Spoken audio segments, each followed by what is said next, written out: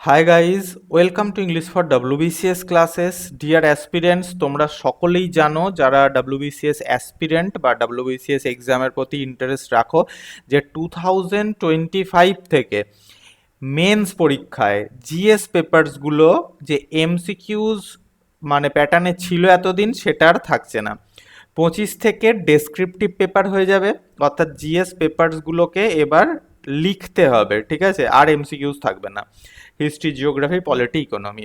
তো সেই দিকটাকে নজর রেখে, কারণ দেখো এতদিন ধরে তো এমসিকিউজ চলছিল, ছেলেমেয়েরা সেই প্যাটার্নে অভ্যস্ত হয়ে গেছে, হঠাৎ করে অভ্যাস চেঞ্জ করা, যার জন্যে আজই এখনই শুরু করার টাইম, ঠিক আছে? যদি 2025-এর একজন অ্যাসপিরেন্ট হয়ে থাকো, 2024-এ তুমি অ্যাটেম্প্ট দিচ্ছ, ইট ইজ ওকে, কিন্তু তাও তুমি যদি 2025-এও বসার চিন্তা করে থাকো এবং যদি বসতেই হয়, তাহলে অ্যান্সার রাইটিং ওভারভিউ এখন থেকে নিয়ে রাখো, আদারওয়াইজ খুব বড় বিপদে হয়তো পড়ে যেতে পারো, ঠিক আছে? মানে কন্ট্রোল করা যাবে না বা হ্যান্ডেল করা যাবে না সেই প্রেশার বা সেই তোমার যে প্রিপারেশন স্ট্র্যাটেজি, সেটাকে হয়তো মেনটেন করা যাবে না। তো কিভাবে করবে কিভাবে করবে না, আজকে আমরা একটা ওভারভিউ নেবো, কারণ আমাদের এই টেস্ট সিরিজ বা এই কোর্স আমাদের আসছে মেন্স অ্যান্সার রাইটিং ফর 2025-এর ফ্রি কোর্স আমাদের ইউটিউবে আসছে, যেখানে আমরা কোশ্চেন অ্যান্সার এবং স্ট্রাকচার ডিসকাস করব। পেড কোর্সও আসবে, টেস্ট সিরিজও আসবে, কিন্তু আজকে আমি একটা ওভারভিউ দিয়ে রাখছি, ঠিক আছে? ওভারভিউটা দেখে রাখো যাতে তোমরা বাড়িতেই প্র্যাকটিস করা স্টার্ট করে দিতে পারো বা এটা মাথায় রাখতে পারো। তো ফার্স্ট অফ অল আমরা একটা কোয়েশ্চেন দেখি, ঠিক আছে? কোয়েশ্চেন কিন্তু অনলি অ্যান্ড অনলি ইংলিশেই হবে, এই কথাটা মাথার মধ্যে একদম ঢুকিয়ে নিতে হবে যে মেন্স এক্সামের কোয়েশ্চেন বাংলায় হবে না, ইংলিশ ল্যাঙ্গুয়েজে হবে। তো যার জন্যে ইংলিশে তোমাকে একটুখানি দখল তো রাখতেই হবে, অ্যাটলিস্ট কোশ্চেনের মানে মিনিং কি, ডিমান্ড অফ দ্য কোশ্চেন বোঝার জন্য। তো দেখো, এটা আমি ইন্ডিয়ান পলিটি থেকে আজকে একটি ওভারভিউ দিচ্ছি, ঠিক আছে? পরে আমি অন্যান্য সাবজেক্টেরও দেবো 1 by 1।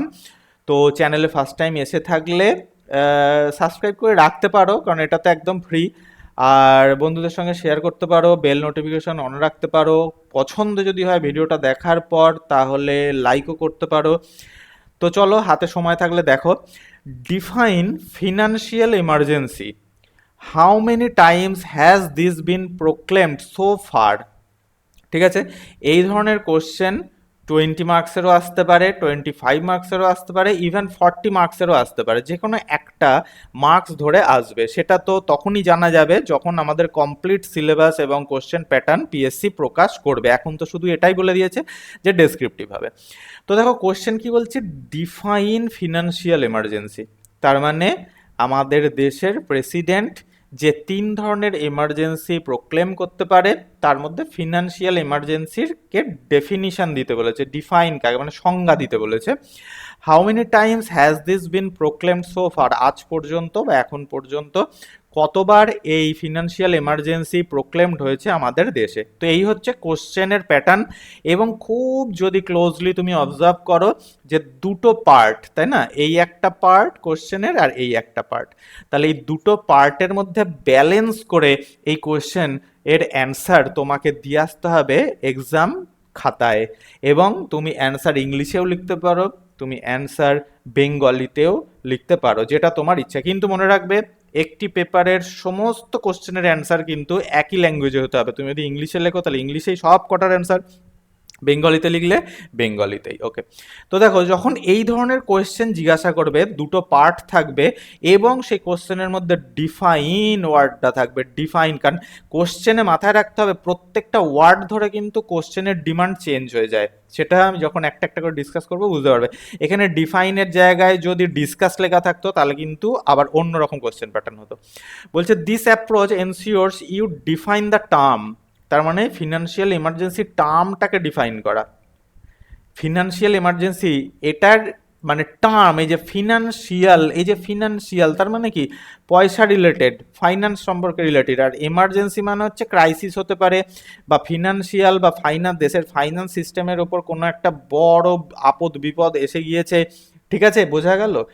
তো প্রোভাইড দ্য রিকোয়ার্ড ইনফরমেশন, এবার ফিনান্সিয়াল এমার্জেন্সিকে তুমি যখন ডিফাইন করবে টার্মটাকে, ঠিক আছে, এবং রিকোয়ার্ড ইনফরমেশন মানে তুমি যেটা ডিফাইন করবে, ভালো করে বোঝো, প্রথমে হচ্ছে সংজ্ঞা, তার মানে definition.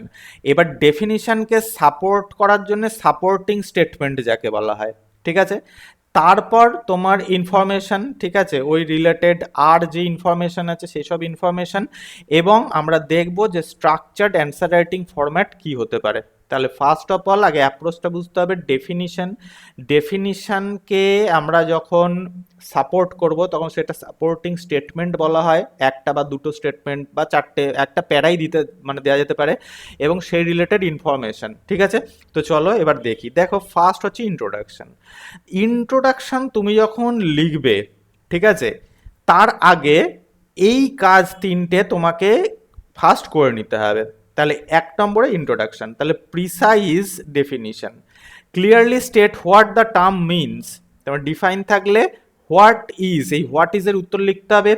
The focus should be on giving an accurate and concise definition without adding too much extra information, মাথায় রাখতে হবে কোনো রকম যেন ডেফিনিশনের লেন্থ অতিরিক্ত না হয়ে যায়। ডেফিনিশন টার্মটাকে ডিফাইন করা, টার্মের সংজ্ঞা লেখা মানে শুধু টার্মটার সম্পর্কেই লেখা, ওকে। সেকেন্ড হচ্ছে examples if applicable, বলছে if some cases giving a brief example or context related to the term can enhance understanding, যদি কিছু এক্সাম্পল থেকে থাকে। এবার সবসময় যে ফিনান্সিয়াল এমার্জেন্সির এক্সাম্পল তুমি পাবে এরকম নয়, ঠিক আছে, ফিনান্সিয়াল এমার্জেন্সির এক্সাম্পল নেই বলতে গেলে আমাদের দেশে, কিন্তু ধরো ন্যাশনাল এমার্জেন্সির আছে, স্টেট এমার্জেন্সি আছে, তাই না, তাহলে সেই এক্সাম্পলগুলো দিতে লাগবে কত সালে মানে টাইম ধরে, ওকে, এবং কারণ ধরে। আর 3 নম্বর হচ্ছে অ্যাডিশনাল কনটেক্সট কি, যদি দরকার পড়ে, if the question asks for more than a definition as it does here with how many times, এ দেখো, তাহলে কোশ্চেনে একবার ডেফিনিশন বলেছে এবং বলেছে হাউ মেনি টাইমস, দেখেছো, এই দুটো টার্মের ওপরে, মানে প্রথম কোশ্চেনের মানে দুটো কোশ্চেনটা দুটো পার্টের বিগিনিং যে দুটো টার্ম দিয়ে হয়েছে সেই দুটো টার্ম দিয়ে তোমাকে ব্যাপারটাকে এনহ্যান্স করতে হবে, অর্থাৎ ইনফরমেশন ওই দুটো টার্মসের উপর বেস করেই তোমাকে লিখতে হবে, বোঝা গেল, এবং ডেফিনিশন দেওয়ার পর তোমাকে বাড়াতে হবে। তো ফার্স্ট ইন্ট্রোডাকশন আমরা কি লিখবো, ডেফিনিশন লিখবো। দেখো, a financial emergency refers to a suitable declared by the president, suitable বলছি, situation declared by the president of India under article 360, তার মানে কে করেছে, মানে জিনিসটা কি, কে সেটার অথরিটি এনজয় করে, কনস্টিটিউশনের মধ্যে তার সোর্স কি, তার অথরিটি কি, তাই তো, তার অথেন্টিসিটি কি, where India's financial stability or credit is under threat, এবং তার কারণ কি।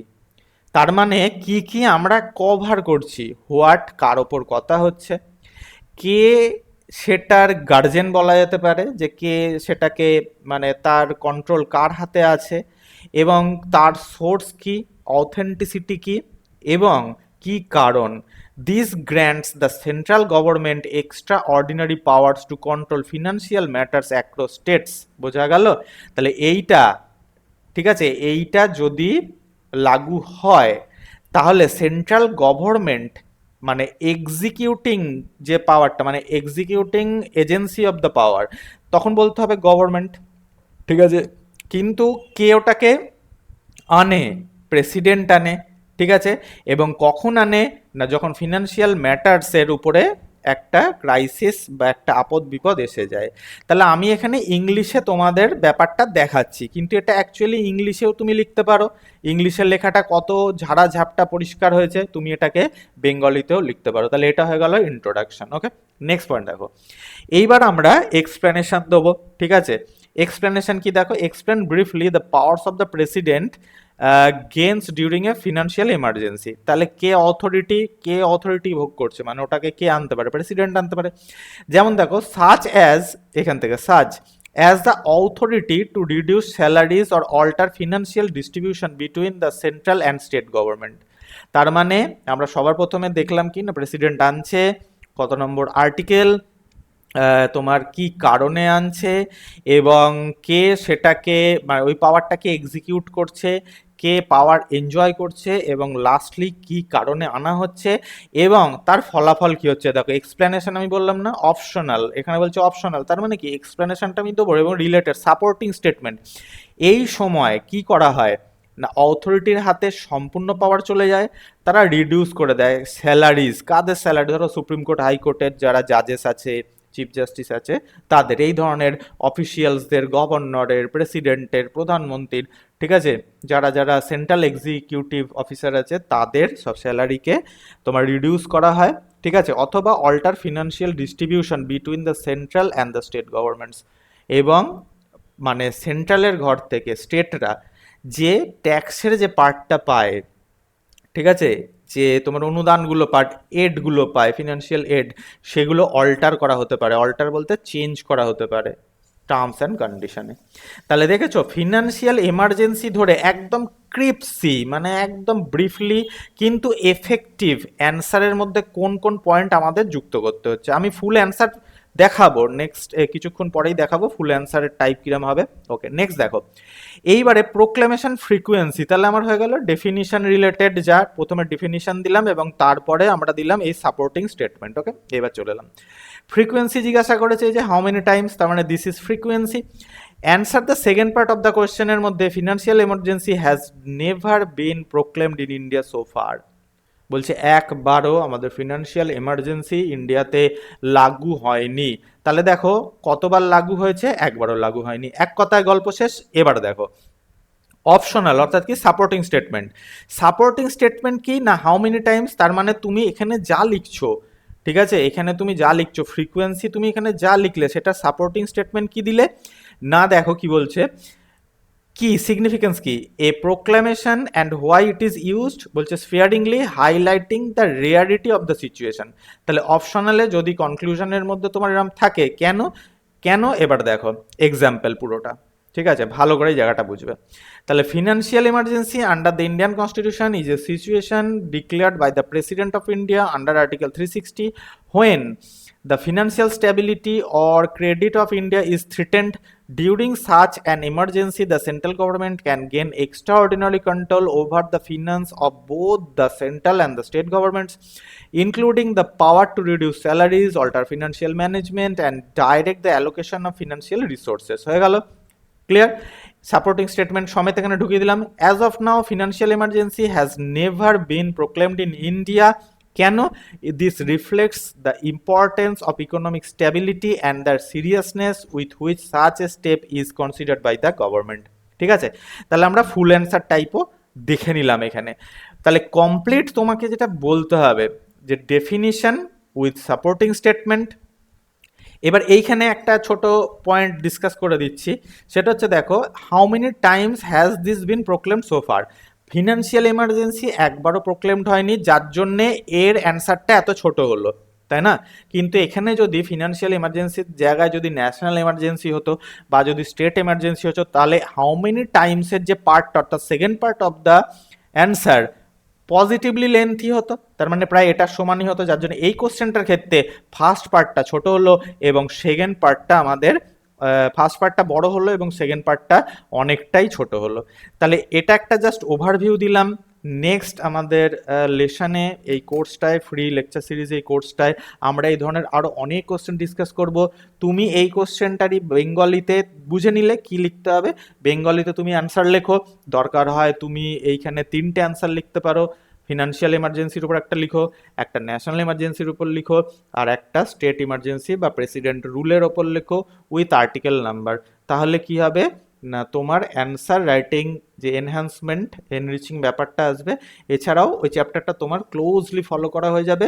প্রিলিমসে যদি এমসিকিউজও এসে থাকে তুমি চোখ বুঝে অ্যান্সার করতে পারো। থ্যাংকস ফর ওয়াচিং, দেখা হচ্ছে নেক্সট ভিডিওতে।